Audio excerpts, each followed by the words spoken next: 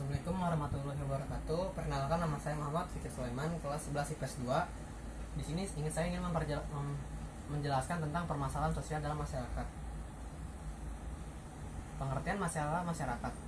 Masalah masyarakat adalah suatu ketidaksesuaian antara unsur-unsur kebudayaan atau masyarakat yang membahayakan kehidupan kelompok sosial. Jika terjadi bentrokan antara unsur-unsur yang ada dapat menimbulkan gangguan hubungan sosial, seperti kegoyahan dalam kehidupan kelompok atau masyarakat. 2. Teori tentang masalah masyarakat. Teori fungsionalis atau teori ini mengemukakan bahwa semua bagian di tempat masyarakat mempunyai fungsinya masing-masing dalam masyarakat tersebut. Semua bagian masyarakat ini saling bekerja sama untuk membangun tatanan sosial yang stabil dan harmonis. Jika terdapat satu elemen dari masyarakatnya tidak memfungsikan tugasnya dengan baik, maka dapat menimbulkan ketidakteraturan di sebuah keadaan sosial. Pada akhirnya, ketidakteraturan itu menimbulkan suatu bentuk masalah sosial. Teori konflik. Menurut teori ini, masalah sosial muncul dari berbagai macam konflik sosial, yaitu konflik kelas, konflik etnis, dan konflik gender.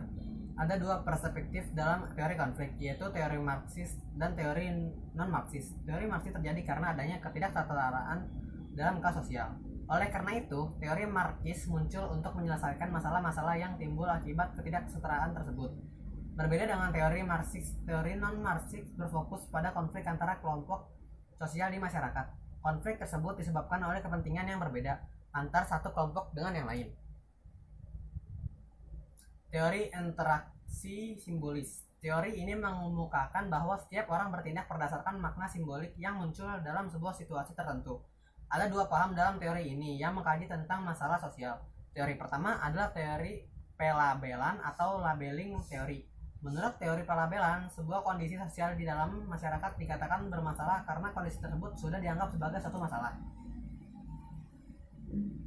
3. Faktor-faktor penyebab permasalahan sosial. Yang pertama, faktor ekonomi, faktor budaya, faktor biologis, dan faktor psikologis. B. Partikularisme kelompok dan dilema pembentukan kepentingan publik. 1. Partikularisme dan universal.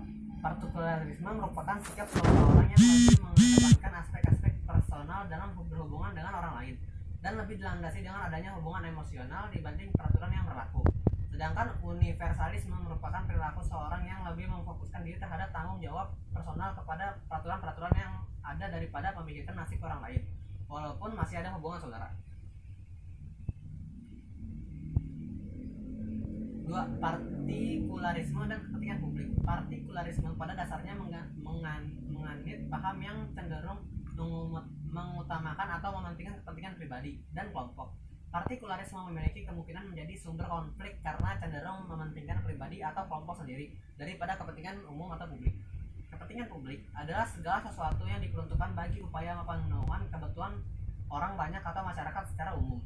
Kepentingan republik adalah kepentingan yang dominan. Contohnya di Indonesia terdapat suku bangsa dan bangsa yang sangat beragam.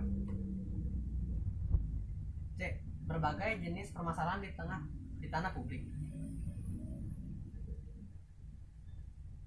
1. Kemiskinan sebagai masalah sosial. Kemiskinan menjadi suatu masalah sosial yang terjadi di kalangan masyarakat.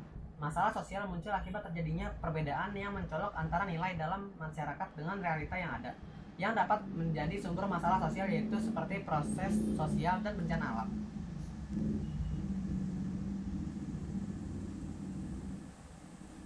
2. Bentuk-bentuk kemiskinan. 1. Kemiskinan subjektif. Jenis kemiskinan ini terjadi karena seseorang memiliki dasar pemikiran sendiri dengan bertanggapan bahwa kebutuhannya belum terpenuhi secara cukup, walaupun orang tersebut tidak terlalu miskin. 2. Kemiskinan absolut. Jenis kemiskinan ini adalah bentuk kemiskinan di mana seseorang atau keluarga memiliki penghasilan di bawah standar kelayakan atau di bawah garis kemiskinan. Pendapatannya tersebut tidak dapat memenuhi kebutuhan pangan, sandang papan, pendidikan, dan kesehatan. 3. Faktor penyebab kemiskinan. 1. Tingkat pendidikan yang rendah. 2. Terbatasnya lapangan pekerjaan. 3. Malas bekerja. Dan 4. Beban hidup keluarga. 4. Kebijakan mengatasi kemiskinan. 1. Membuka lapangan kerja. 2. Meningkatkan kualitas pendidikan. 3. Mendukung usaha mikro. 4. Menjaga kestabilan harga barang pokok. 5. Memberikan subsidi kepada masyarakat. 6. Memberikan bantuan langsung. 7. Mengembangkan balai latihan kerja. 8. Mempermudah birokrasi investasi. Dan 9. Memberikan layanan kesehatan yang murah. Sekian dari saya, kurang lebihnya mohon maaf. Wassalamualaikum warahmatullahi wabarakatuh.